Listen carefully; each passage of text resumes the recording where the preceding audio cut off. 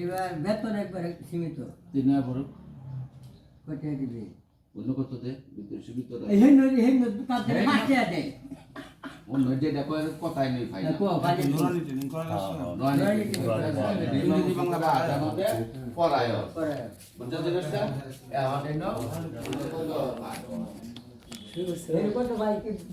হরিনাদি হাফিজিয়া মাদ্রাসার ম্যানেজিং কমিটির আজকে সকাল 10 ঘটিকায় মিটিং ছিল। সে মিটিংয়ে মাদ্রাসার সার্বিক আলোচনার বিষয় ছিল উন্নয়নের, মাদ্রাসার নুরানি শিক্ষক নিয়োগ, ছাত্রছাত্রী ভর্তি, মাইকিং। সর্বমোট ম্যানেজিং কমিটির সদস্য সংখ্যা 13 জন, উপদেষ্টা কমিটির সদস্য সংখ্যা 21 জন,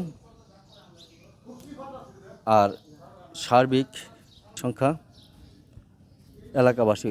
এর মাঝখানে আপনারাই দেখতে পেলেন হাতে গোনা 2-1 জন এই কমিটিতে উপস্থিত, আর ওনারা থাকেন না।